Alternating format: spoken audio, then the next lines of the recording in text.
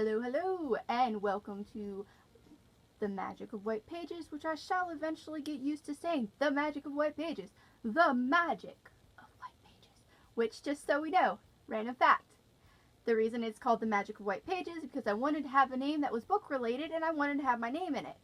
No, my name isn't white, my last name is white, like the color, which is obviously, so I figured, hello, books, white pages, black letters, wanted something with there a little bit mixed. So, today I'd like to welcome you all to my December wrap-up, which, woo! Totally, people, guess what? I completed my reading challenge for this year, which I did not start until the end of April, actually, so that's why I actually chose only 50 books as my challenge to try and get up and see that. Plus, I'm a really slow reader, so normally I don't read very much. But for this month, I read 17 books. Now, granted, one is a graphic novel, and I think 4 possibly of them is actually an audiobook. But I actually like to count audiobooks. I believe audiobooks are amazing, and the talent that it takes to be able to narrate something to the precision, because I have so much trouble pronouncing words and strange names and stuff. Somebody that can do that, and I bet they have to do a lot of takes on it, but still, being able to do that without blah, blah, blah, blah, blah, blah. That takes talents, y'all. Don't diss. Sorry for the y'all. I'm half southern, half northern. Parents are from the north, and I kind of get a random, every once in a while, I'll get a southern word put in there because I was born in the south, but don't actually have a southern accent extremely, really. I'm weird hybrid. Okay, so the first starting over. The first book that I read this December was Blood of Olympus by Rick Riordan, which I loved. I'm just going to go through the books, that way that I can't really talk too much about them, because I don't want to make this extremely long, and it's a lot of books. So the first book I read was Blood of Olympus by Rick Riordan, and I read a lot of kids' books because I was trying to complete my challenge, so shh, don't judge. Escape from the Carnivals by Neverland's book by Dave Barry and Ridley Pearson. Read like 3 of these. Okay, tiny short. It literally took me only a couple hours. Then I read Jack Sparrow's The Tales of Billy Turner and Other Stories by Rob Kidd. I used to read these books as a kid, and this was the only one that I never read, so I decided to read it. And I was nostalgic, but at the same time, you know, when you get older, you're just like, you don't think of them the same way as you do when you're a kid. But it still was okay for a kid's book, but at the same time, I'm just like, I remember this being a lot cooler. Then after that, I listened to The Magician's Nephew by C.S Lewis. Loved it. And yes, I actually do own a lot of the audiobooks, the actual CD hard copies, most of them. I can't really afford to own a whole bunch of them, so I'm actually just recently starting to do Audible and stuff like that. So, Magician's Cave of the Dark Wind by, again, Dave Barry and Ridley Pearson. A Neverland book, Blood Tides by Dave Barry and Ridley Pearson. Magnus Chase, Rick Riordan. Loved. Signed copy, guys. Signed copy. Thank you, Barnes & Noble. That sounded so stupid. Then I finally read The Fault in Our Stars by John Green. I watched the movie first. Loved the movie. Book, amazing. Loved it, people. It was good. And I'm so sorry that my words are backwards. I am using my camera on my iPad. Then I did The Last Song by Nicholas Sparks. And I don't want you to see that because it might have my stuff on it. Anyways, by Nicholas Sparks. I listened to it, and then I went out and bought the hardcover version because then I realized this is abridged. I almost don't count it as actually reading it because it's abridged. I was so sad. So now I need to read the book, and I actually went out and bought the book because I found out this was abridged. Why would you even make an abridged copy of something that is not children's? Tell me that. As adults or teens, we want the full story. I mean, I understand it takes work to modify something, but tell me, how many of you guys want something that's abridged? Then I did The Lion, the Witch, and the Wardrobe by C.S. Lewis, and I still love these books. Something about doing these every once in a while. I have this is my second time listening to the audiobooks. Technically the third time I've read the books, because I've actually read the hardcover too, which was a beautiful Barnes & Noble limited edition. It's also no longer in print, and it cost me $80 to buy it. I know I have problems, people, but it's beautiful. I should show it to you. Just stay right there.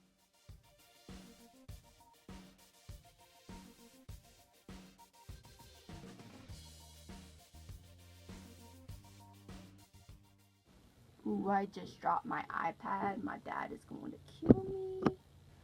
Anyway, so if you see a difference in the camera, I dropped my iPad. Anyways, this is my baby.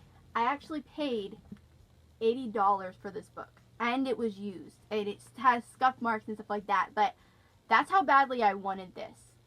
C.S. Lewis is such an amazing man. I am not joking, and this is beautiful.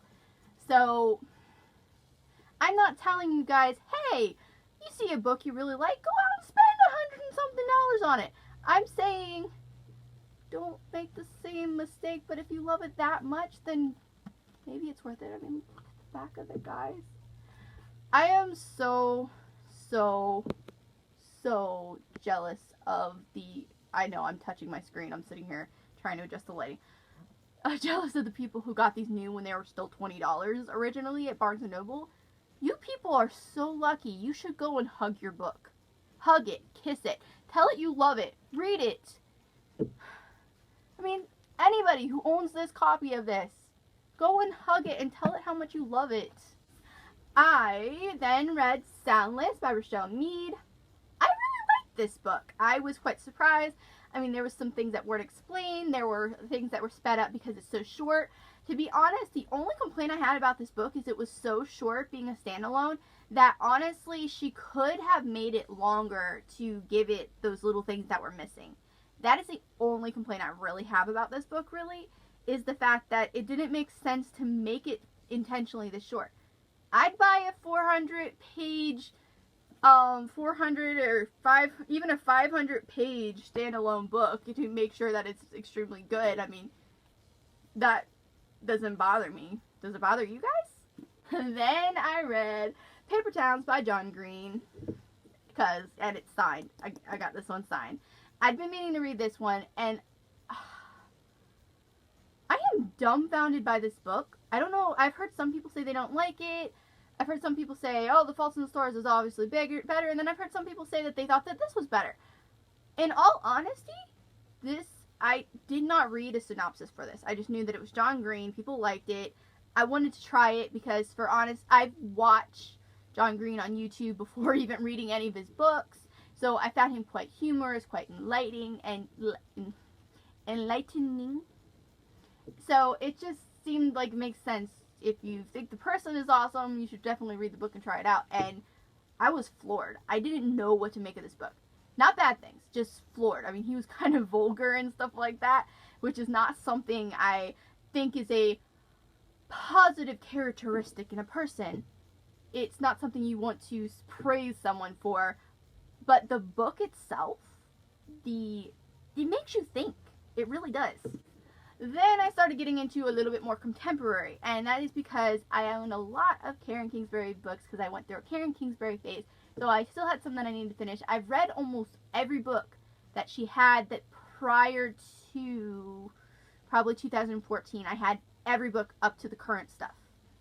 Then I recently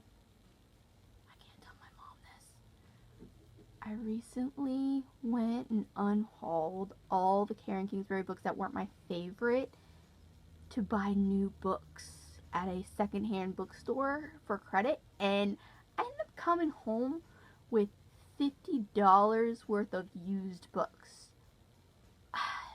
If that tells you how much Karen Kingsbury I had.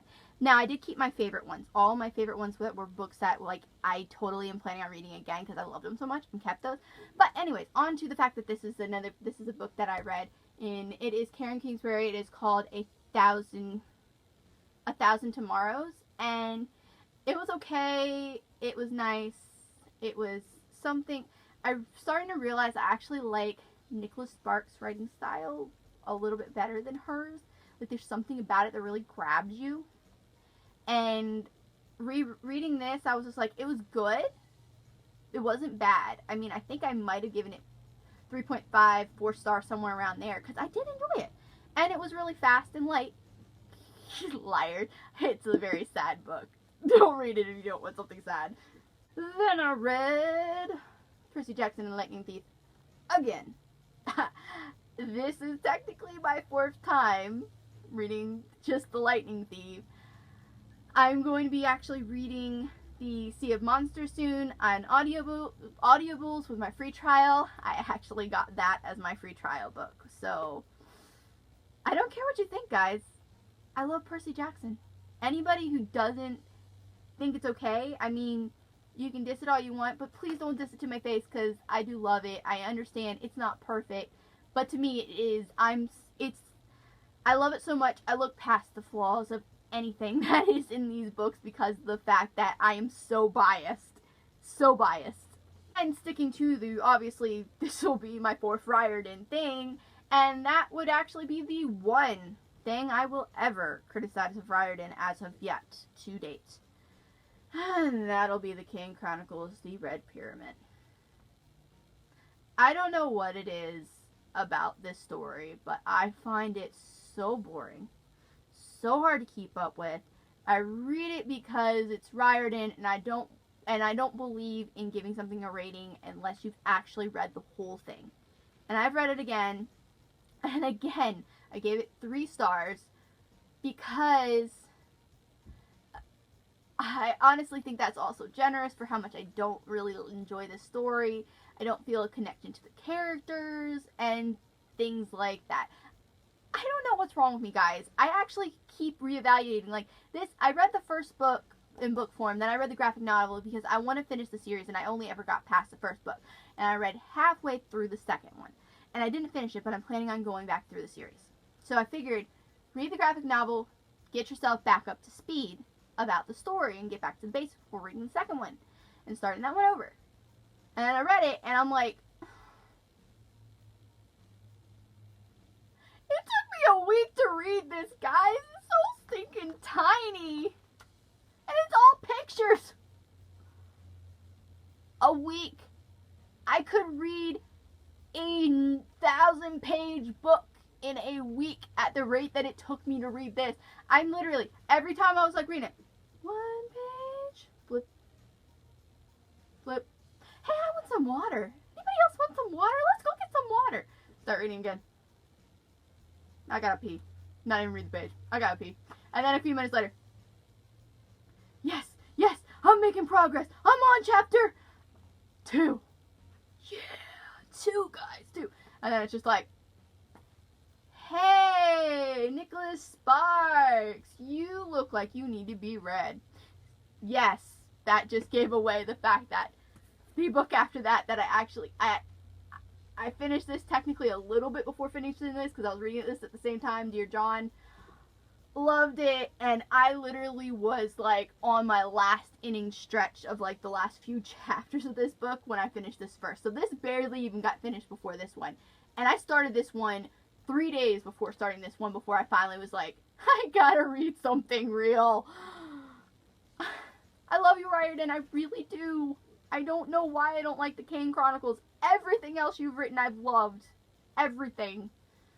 I mean, you could write a recipe book and I'd read it. And the last book that I actually read, which I was hoping wasn't necessarily going to be the last book, but it doesn't look like I'm going to finish the other book by the... Well, actually, I might finish it, but I'm not going to include it because of the fact that there's a 50 chance that I won't finish it before the end of December, which is in a day or so.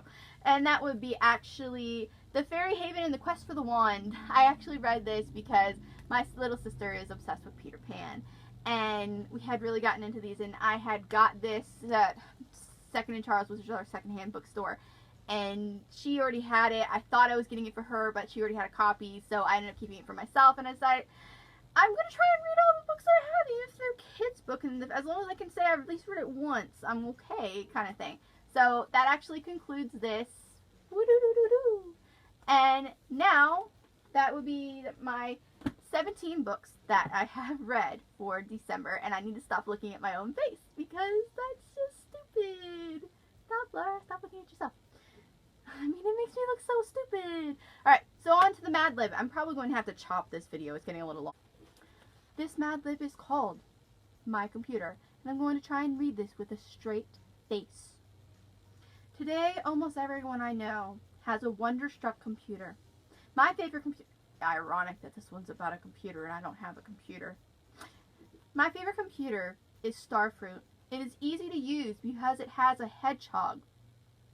I used to flunk math, English, and fire trucks. But thanks to the computer, my grades have gone from an T to an L. Plus, to an L plus. An L plus, guys. L plus. Yeah. My name's Laura, so yeah. That goes great. I totally just did an L backwards, didn't I? Anyways.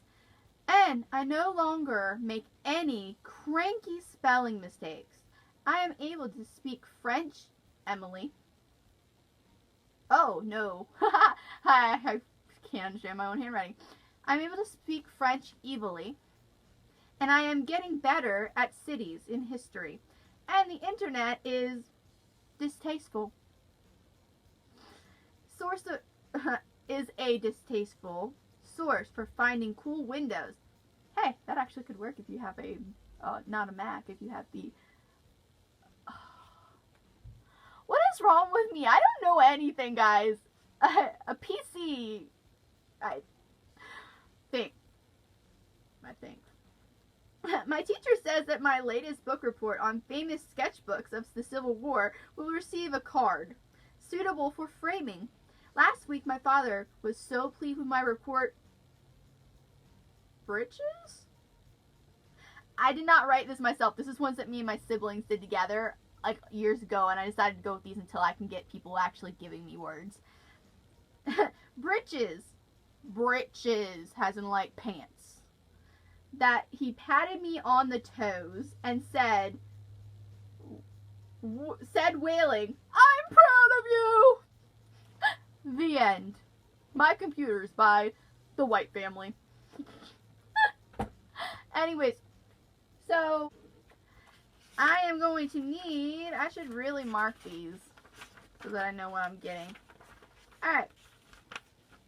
So, the words I will be needing for the Mad Libs to have us have some more fun little Mad Libs at the end of these videos would be a noun, a celebrity, female, adjective, verb, a type of food, another type of food, a type of liquid, an adjective, a color, a noun, an exclamation, a silly word, plural noun, a color, a plural noun, an animal, pluraled, an adjective, and an animal's noise.